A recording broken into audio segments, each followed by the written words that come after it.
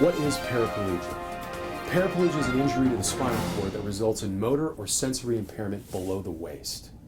Hi, I'm attorney Robert Jarchi, and today's topic is paraplegia. Paraplegia generally refers to an injury to the spine below the neck in what is known as the sacral, lumbar, or thoracic regions. The bony structure of the spine surrounds and protects the spinal cord. The spinal cord is the line of communication that connects your brain to your entire body. Messages from your brain are transmitted through the spinal cord, such as telling your legs to walk. But the spinal cord is also a two-way radio of sorts. It not only sends messages, it receives them. So for example, if there's a pain signal, for example from a stubbed toe, that would travel up the spinal cord and go to the brain to tell you there's pain.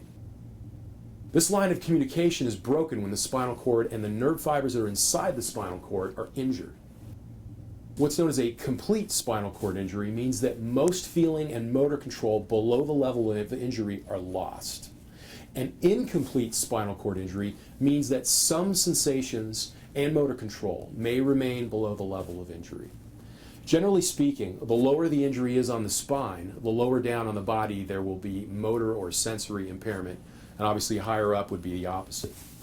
Paraplegia itself, the word, generally refers to impairment that is below the waist.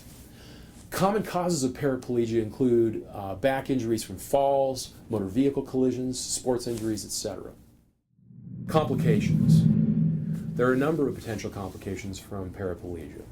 Spinal cord injuries affect a lot more than just walking and moving. Everything from bladder control to breathing can be affected. Blood clots can form from lack of exercise and lack of circulation to the legs. Muscle tone can also decrease from a lack of exercise. Injuries can occur from pressure, heat, or cold in the area below the spinal cord injury because these things can't be felt. It's important to learn rehabilitation techniques to cope with each of these issues and to manage them. Treatments. So what are the treatments for spinal cord injury? First of all suspected spinal cord injuries should be immediately evaluated by a qualified physician.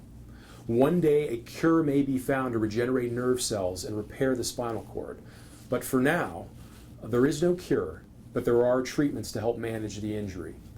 In the early or what's known as acute stages of the injury, doctors focus on preventing shock and immobilizing the spine to prevent any further injury to the spine.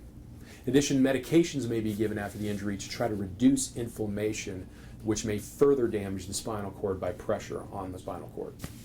The injured spine must be allowed to heal, and this may require surgery to remove bone fragments, repair the spine, and it may need to be followed by a period of immobilization. But once the spine has in fact been stabilized, rehabilitation can begin.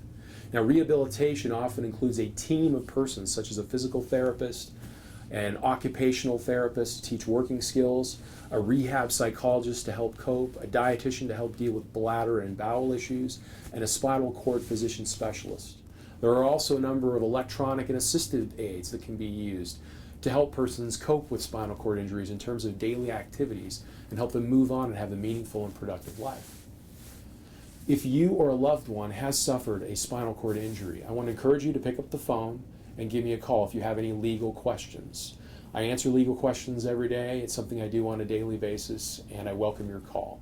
You can reach me toll-free at 888-3100-LAW, and the word law translates into 529, or you can reach me at my website at greenbroilette.com. I look forward to answering any legal questions you may have. Thank you.